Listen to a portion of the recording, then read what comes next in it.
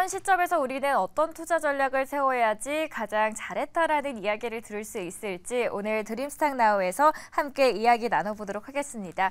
오늘 이 시간에 하이투자증권 이화진 과장 함께하도록 하죠. 과장님 안녕하세요. 안녕하세요. 네, 한글날도 있었고 추석 연휴도 있었는데 잘 쉬고 돌아오셨을까요? 네, 잘 쉬고 돌아왔습니다. 잘 회복하고 그럼 오늘 그 보충된 에너지로 여기에 다 쏟아주시길 바랄게요. 네, 알겠습니다. 미국 증시 안 오시는 동안 어제 또 개장이 됐고 어떻게 열렸을까요? 이번에 전쟁 이슈도 많은 영향을 미칠 수밖에 없었을 것 같아요.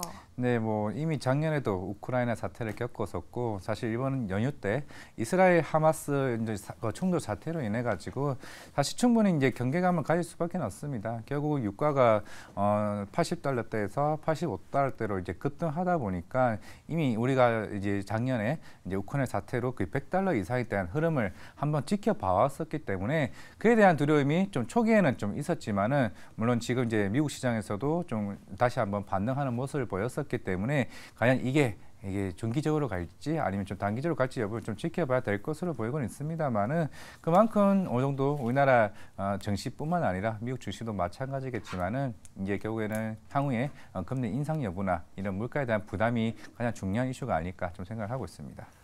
전 생각보다 영향이 좀 제한적이었나라고 생각된 게 미국 증시가 오히려 연준 위원의 발언에 집중을 하는 모습을 연출했어요. 네.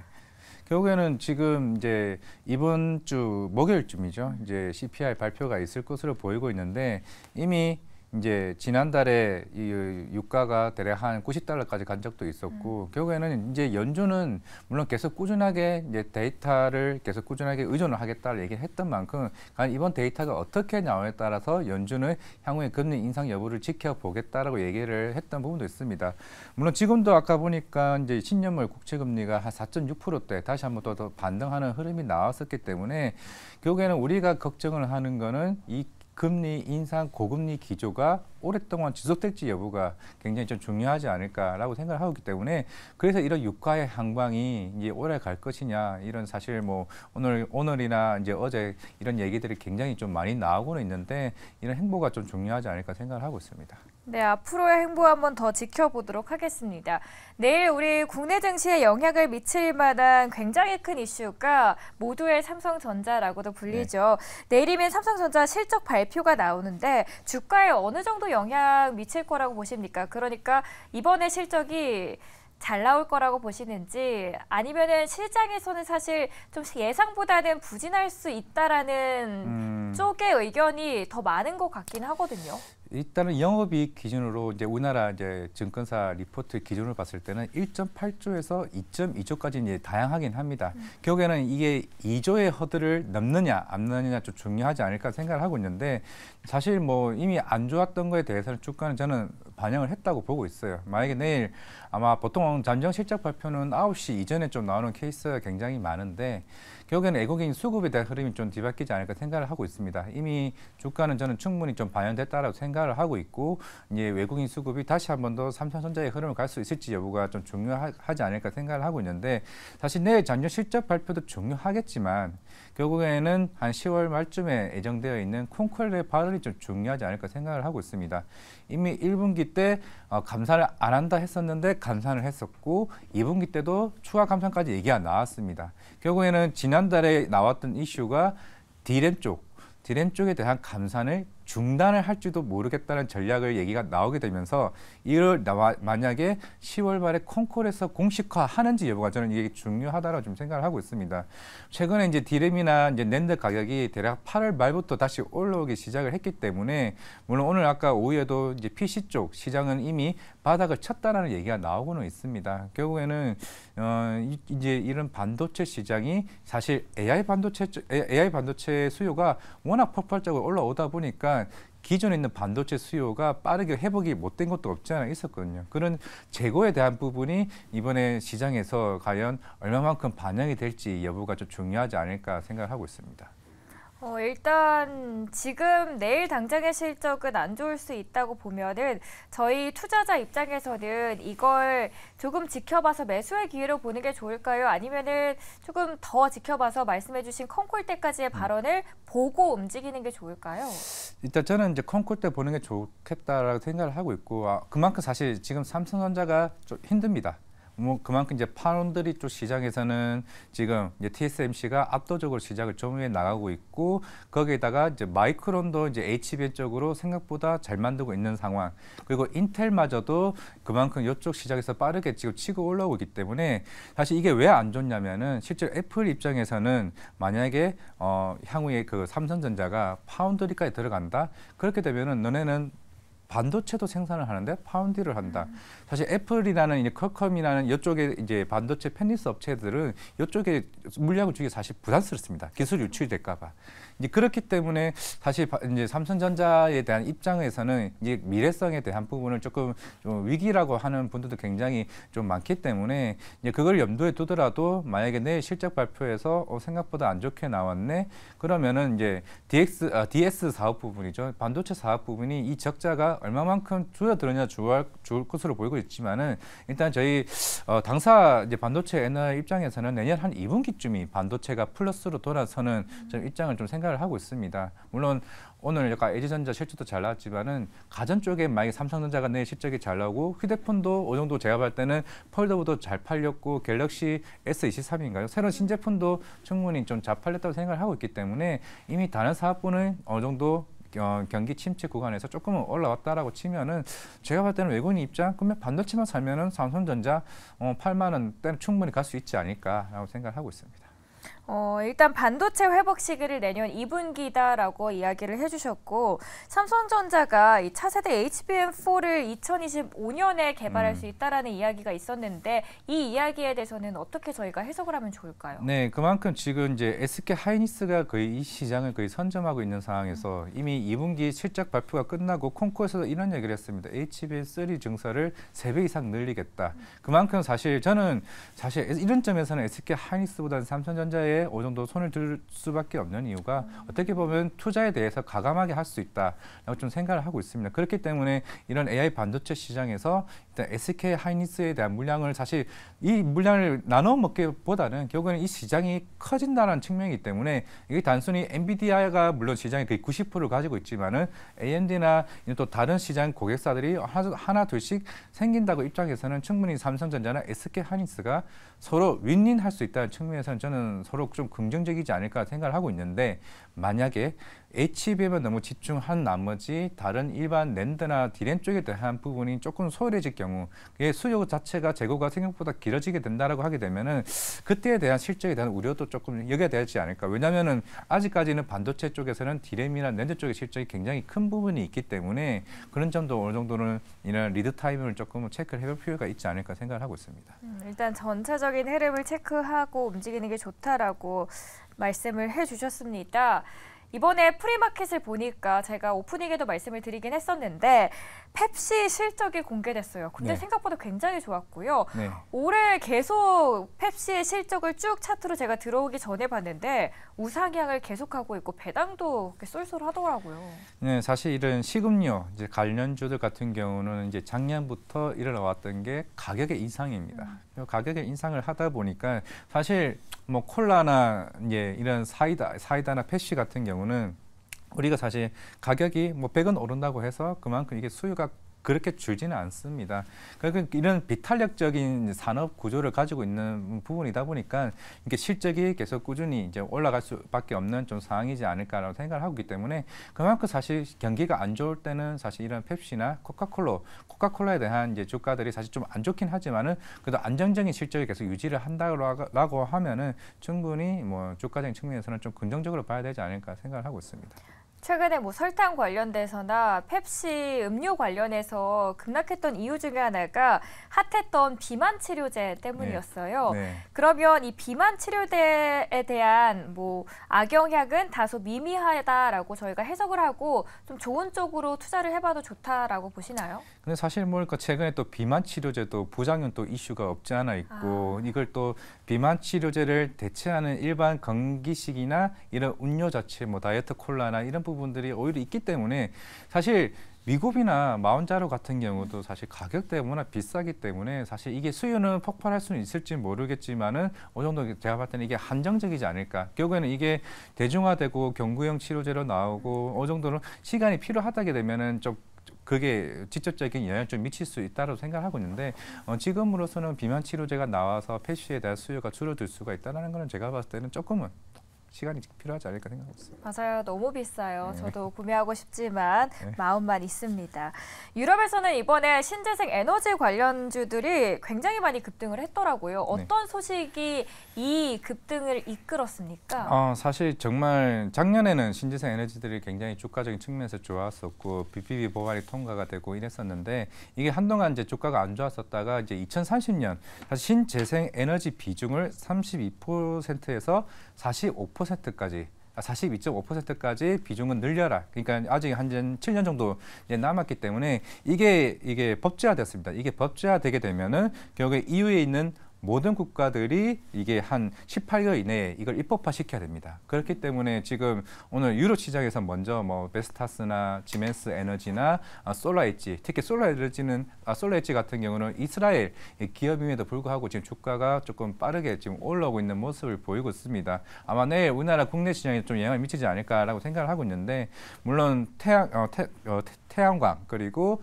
풍력 아마 풍력 쪽이 아마 유럽 쪽은 아직까지는 이런 터빈이나 이쪽에 대한 기술을 가지고 있는 우리나라 업체들 뭐 CS입니다. 아마 내일 좀 좋은 반응을 보이지 않을까라고 생각을 하고 있습니다.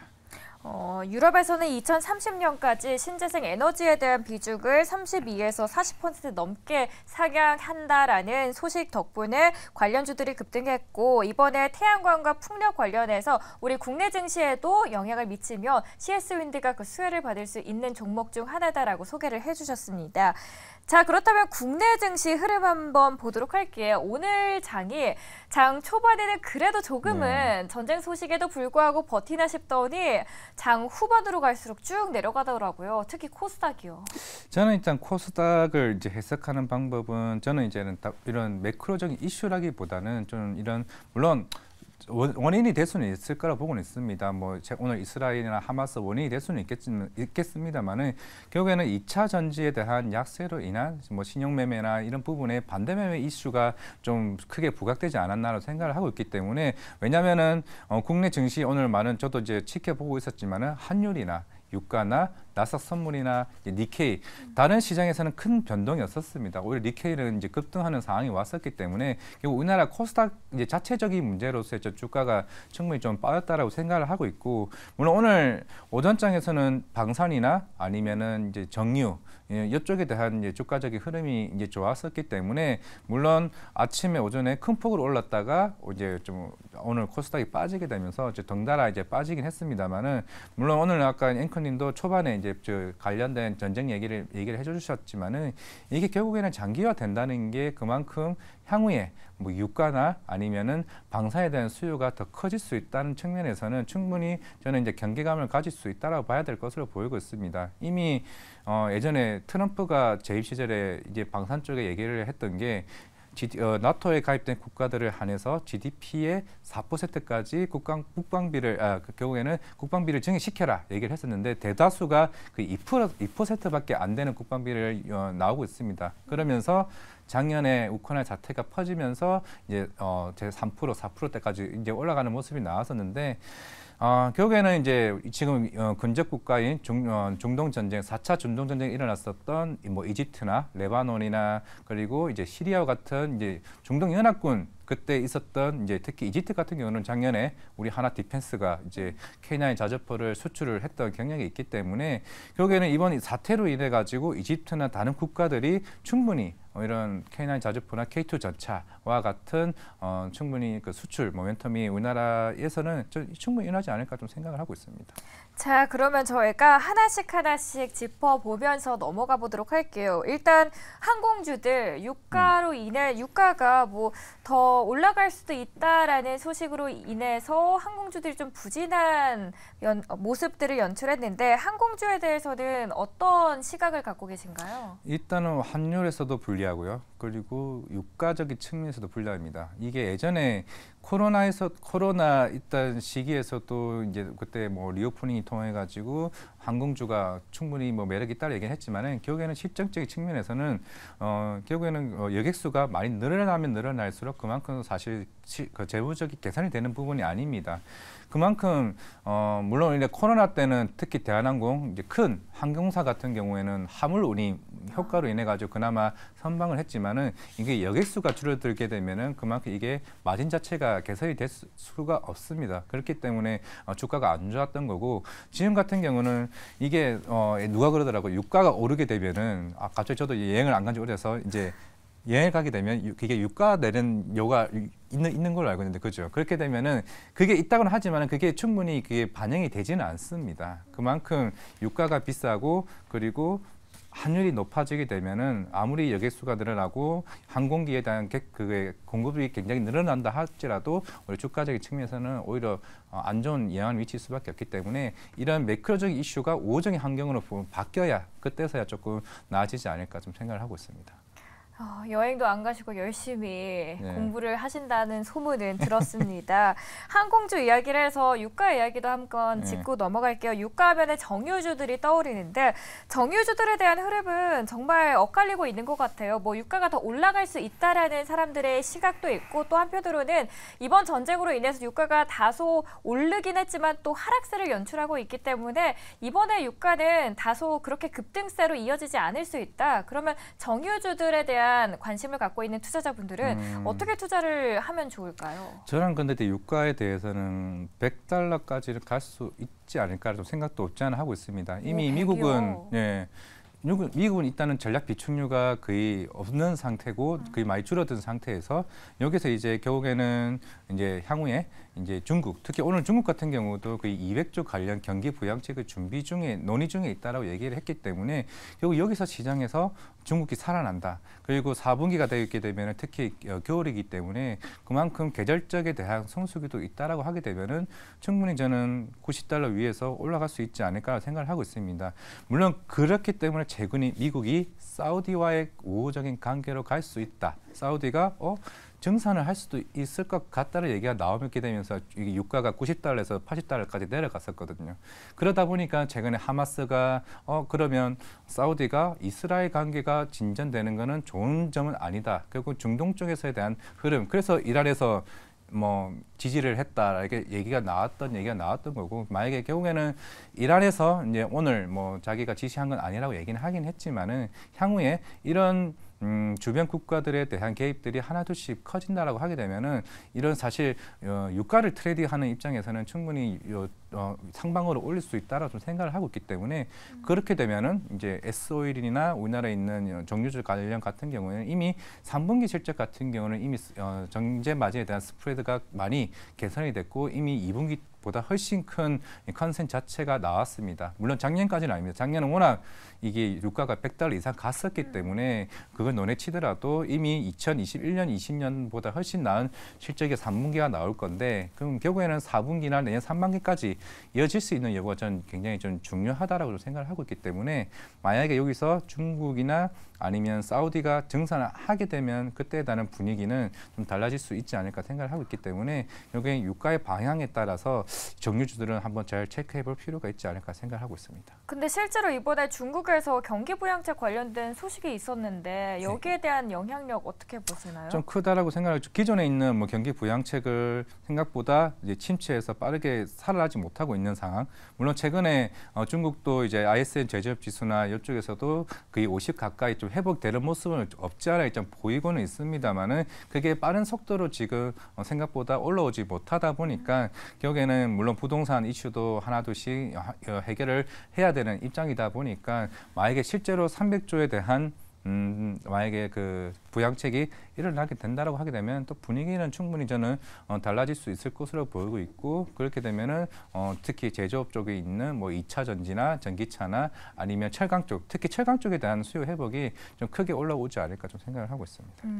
마지막으로 저희 LG전자 이야기도 한번 해보도록 하겠습니다. 오늘 LG전자 실적 발표가 있었는데 시장 전망치를 20%나 상회하면서 역대급 포실적이다라는 평가를 받고 있습니다. LG전자는 어떻게 보시나요? 긍정적으로 보시나요? 아니면은 뭐 전장 쪽이 굉장히 잘 나왔더라고요. 저도 이제 LG전자를 뭐 특히 좋아하는 이제 기업이기도 하지만은 근데 굉장히 많이 빠졌었죠. 16만 원 있다가 한 10만 원까지 이제 빠졌었던 흐름이 나왔었는데 물론 오늘 실적 발표가 생각보다 굉장히 잘 났습니다. 그 이유가 원래는 이제 유럽 쪽에 가전에 대한 수요가 생각보다 미진할 수도 있고 경기가 안 좋은 상황인데 회복이 될 수 있을까라고 했는데 생각보다 잘 나왔던 게 실제로 TV 쪽에 가전에 있는 프리미엄 라인이나 이런 미드엔드 쪽의 라인 자체가 굉장히 생각보다 많이 좀 팔려서 생각보다 기대가 좋았다.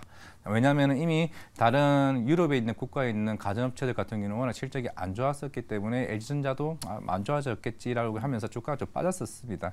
그만큼 가전이 크게 한 방을 살렸고 이런 전장업체들, 전장도 2분기 때는 적자였던 흐름에서 전장 쪽도 크게 개선되는 모습이 나왔었기 때문에 사실 기존에 뭐 가전업체의 성장을 해봐야 5% 8%밖에 되지 않는 상황에서 전장업체가 빠르게 회복이 된다라고 하게 되면은 사실 결국에는 LG전자는 이 전장이 2025년에 본격적으로 성장하는 흐름으로 나와야 주가가 16만 원, 20만 원 전 갈 수 있다고 생각을 하고 있기 때문에 사실 이거는 좀 길게 봐야 되는 모멘텀이 되지 않을까 생각을 하고 있습니다.